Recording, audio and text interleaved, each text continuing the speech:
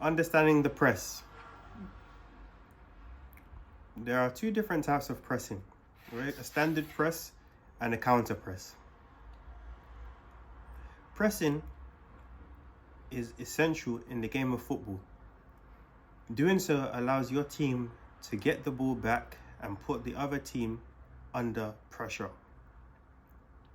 Notably, teams tend to find players or target the weak areas in a team in order to initiate a press. Whether they may be a player on the other team who is not comfortable on the ball or has a poor first touch, this could be an indicator to trigger a press. Sometimes this could be a defender, a midfielder, or a fullback. Pressing is essential in gaining possession of the football. This allows the pressure to be made in the hope that the team with the ball makes a mistake, whether plays a bad pass, poor touch, or the ball goes out of play, in order for the new team to regain possession of the football. But how can we press effectively? Key things to remember is that pressing is to be done as a team collective. When pressing as a team, it means that everyone should be working together in order to win the ball back. If a team presses by themselves, it can leave gaps for the team to get around.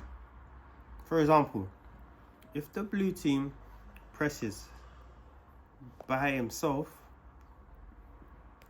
this allows space now for the red team to get out and go on the attack. But if the team press together as a collective, this now forces a reduction in space and pushes the red team back towards their goal. Pressing is important in creating traps, and generally we want to press to force a team to go in one direction. So let's say we want to press the team in order to go towards this side of the pitch. When the ball is played out over this way, we would block the angles in order to force the team with the ball, which in this case is the red team, to use this space here or to go off the pitch. And doing so, as we can see, the team with the red is now outnumbered. There is 2 players here and 4 players blocking the space. So the likeliness of the blue team winning the ball back is quite high due to the press and trapping them within the outside areas. It's also important to note that the higher the defensive line means the more difficult it would be for the team in red to get the ball out of their own half. When pressing high up the pitch, this compacts the space, meaning that the red team will find it much more challenging to get out of their half. And this will also allow the blue team the chance to win the ball back quite quickly. The risk, though, is that this leaves quite a big space behind the blue team's defensive line, which means that a ball can be played over the top for the attackers to get onto the ball. This is common when we watch Manchester City or Liverpool.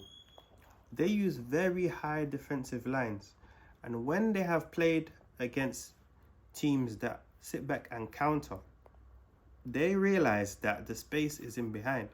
So when they do get the ball, they like to look quickly to use long passes in order to get into these spaces. Notice though that in football, when we do positive things such as pressing, it is a good thing to help us retain and get the ball back as soon as possible, but this is also a risk and can also cause us to be vulnerable by leaving too much space at the back. But the results positive outweighs the negative. Back to pressing. As we wait for the team with the ball, in this case the red team, to make a decision of what they want to do, it's important to be patient and understand when to make the press. We don't want to blindly just be chasing the ball constantly. We want to execute the press in the right time. And as noted before, understanding who may be uncomfortable on the ball, who may have a poor touch, and this is an indicator of when and who we should be pressing. If the ball comes out to this defender over here, his passing options at this current moment in time are the fullback, the defensive midfielder, the goalkeeper if he needs extra support, or to go long.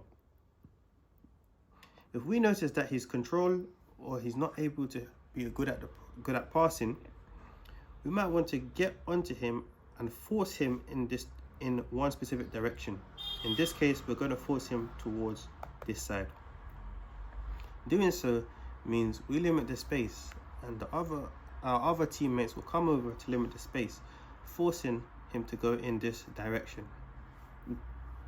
Doing so means now that we will trap this red team in this section, giving him an option here, 1, 2, and 3. But as we can see, we're outnumbering them, as we have 1, 2, 3, 4 players that are blocking off the passing zones. And the likelihood is that the team will give up the ball, it might go out of play, or intercept or tackle to regain possession for the blue team. The other type of pressing is known as the counter press. This is used a lot by Manchester City and the historic Barcelona teams. This is when we limit the opposite team from having the ball for a long period of time. Due to the high dominance of possession football from the Pep Guardiola sides and the Johan Cruyff side, the teams would tend to keep more of the ball and hold a higher percentage throughout the matches, and they believed that having the ball was the best way to defend. This is because if the other team does not have the ball, then they will be unlikely to create chances or make passes in order to score. So keeping the ball for most of the match was the best way to defend. The key element of the counter press is to win the ball back as quick as possible once you have lost it.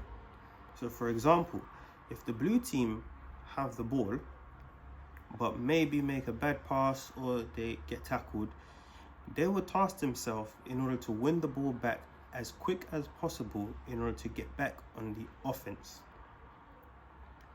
It is noted that in the past, Pep Guardiola would challenge his teammates to win the ball back within 8 seconds of losing it. And this was known as the 8-second rule. This meant that as soon as the ball is lost, the team in blue would press as a team together in order to win the ball back within 8 seconds and then to go back on the attack. This is known as the counter press. Notice, it is an effective method in order to get the ball back from the team that you lost it to and get back on the attack. Though this is positive because it helps you regain possession so we can go back on the attack and score more goals, notice that it may leave us vulnerable.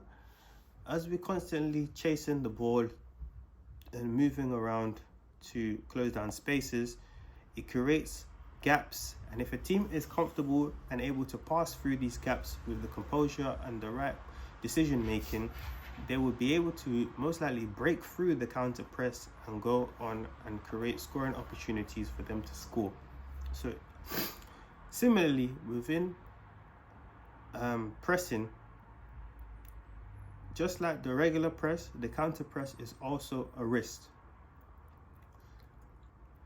And just like the regular pressing, it has a more positive side to a negative side. But it is important to remember that even though these two pressing methods have positives, there are also negative outcomes which have to be kept in mind.